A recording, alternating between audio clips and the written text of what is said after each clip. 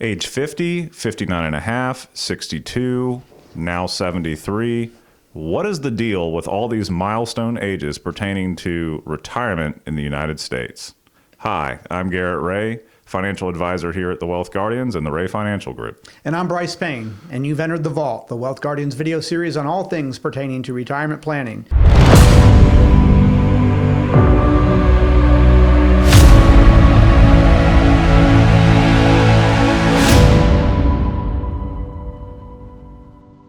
In this episode, we're going to cover from age 50 to age 75 and all ages in between, every age that's a milestone when it comes to some aspect of retirement planning.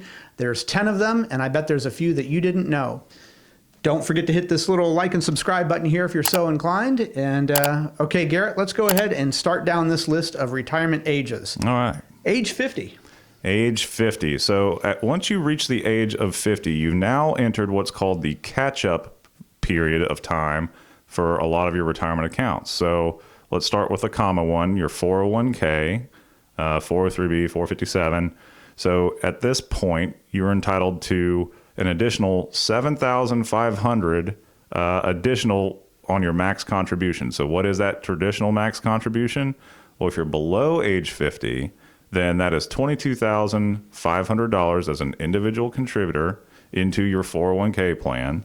Once you reach age 50, you get an additional $7,500. So now what can we do? We can contribute as a max contribution to one of those employer plans up to $30,000. So that's good. What about IRAs and Roths? An additional $1,000 opens up to you. So what is the traditional max contribution? That's $6,500 if you're below age 50. Once you get age 50 and above, okay, now we're at $7,500. All right, very good. Well said. So that's age 50. Let's move on now to the next age that is pertinent to retirement planning, age 55. Age 55. So this is when within a 401k. This is a little known one. A little known one. You can start taking distributions out of a 401k at age 55. A little bit different than your IRA or Roth IRA, which I guess we'll go ahead and get into that now. Let's stop. The caveat to that age 55 is that you have to have been retired, and that money still has to have stayed in a 401k. You can't roll it over to an IRA, because once you roll it over to an IRA, now you're locked into a different age. But if that was your last employer's 401k that you were working for, you're now retired and you're over 55. You don't have to be 59. You are allowed to take distributions from that 401k. Yep. Okay, so that's 55. Now let's move on to 59 and a half. Okay, 59 and a half is now an age that some of you may be familiar with. This is when you can start taking distributions without penalty from your IRA and your Roth accounts. And your 401k, even if it wasn't your last employer's 401k.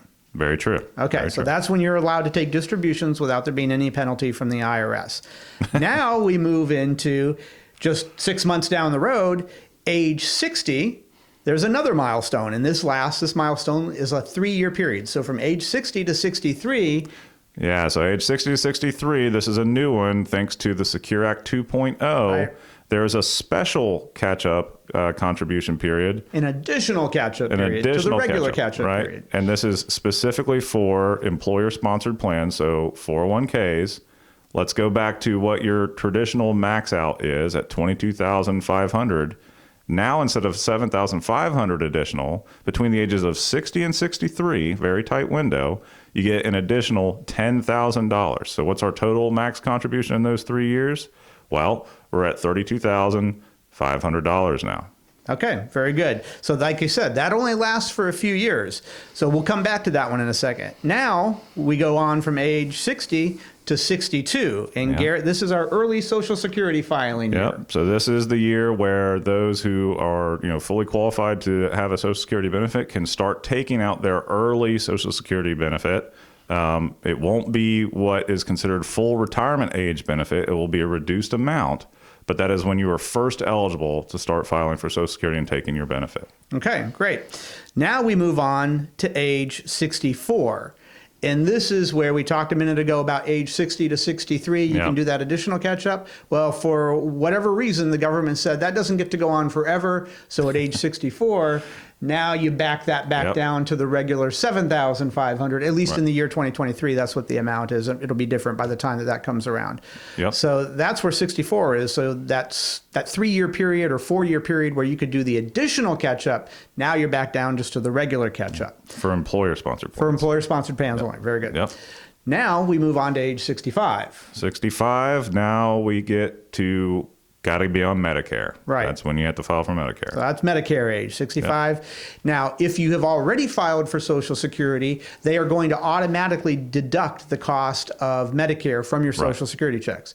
If you're 65 and you signed up for Medicare, and by all means you should, if you haven't signed up for Social Security, then you are responsible for paying Medicare yourself. And something a lot of people aren't aware of is that if you have already filed for Social Security and they are deducting Medicare costs from your Social Security, they are not allowed to increase the cost of Medicare beyond what the cost of living adjustment was that they gave you in Social Security. So they can never make it less. However, if you have not signed up for Social Security and you're paying for Medicare yourself, instead of it being deducted from Social Security, there is no rule saying how much they can increase that cost of Medicare. So it might be increasing more than what the cost of living adjustment would have been on your Social Security. So something to consider when whether or not you filed early for Social Security or not. So that's 65 in Medicare. Now we go into a bracketing of age anywhere between 66 and 67. And that's when, depending on the year that you were born, you're now eligible for your full retirement age benefit within Social Security. And full retirement age benefit is just really a number. It's about 8% more than it was at the year before, and it's about 8% less than it would be a year later. So full retirement age is really just an age where they say that is your full retirement age. But again, you're eligible for filing for Social Security earlier. I'd suggest you talk to a retirement specialist to help you figure out what would be the most sensible way for you to file. But that's your full retirement age, is depending on what year you were born. If you were born after 1960 or after, your full retirement age is 67. That will increase in the future. Believe me, they will change that. Okay, Garrett, now we move on to an interesting one. This is 70 and a half. So 70 and a half used to be your RMD age. Used to be your RMD age. They've now changed that. But something else happened in the past at RMD age. That was the age that you were eligible to make what are called qualified charitable distributions. That is a way of you donating to charities so that you don't have to take that RMD hit. But when they changed the RMD age, a couple of years ago it was 70 and a half. Then they moved it to 72. Then this year they moved it to 73. And in, I don't know, a couple of years, it's going to be age 75. So they keep moving that. But they never changed the QCD rule age. So before 70 and a half, you are not eligible to take out a distribution from your IRA accounts and have it go directly to a charity and therefore avoid the taxes on that distribution. But even though they've changed the RMD age, they never changed the QCD age. So a lot of people aren't aware that still at 70 and a half, even if you're not required to take out RMDs, you can still write a check to your favorite charity and have the check go directly to them instead of routing through your name and your bank account. And that's not a taxable event for you. So that's, if you're looking to avoid some taxes, that's a key way to do it. And that's 70 and a half, QCD eligible age. Now we get into what was referring to, it used to be 72. As of today in 2023, it's 73, and it will be 75.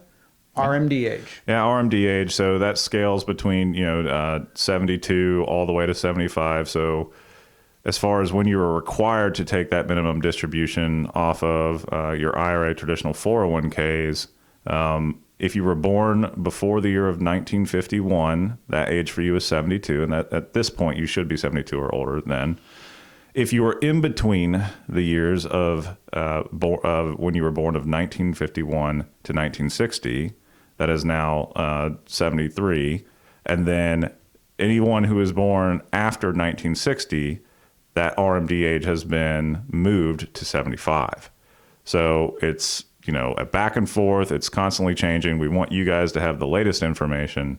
And that is the summary of all the retirement ages. All the retirement ages that pertain to our milestones for retirement planning. Absolutely. 10 of them. We probably left out one or two. Please leave a note there if you want on which ones we left out, and we'll come back and try to fix this later on. So that's going to wrap it up for Garrett and myself on this episode of The Vault. Feel free again to hit that like and subscribe button there to catch all of our future episodes. Remember, the markets aren't going to wait for you. I'm Brice Payne. And I'm Garrett Ray. And this has been The Vault.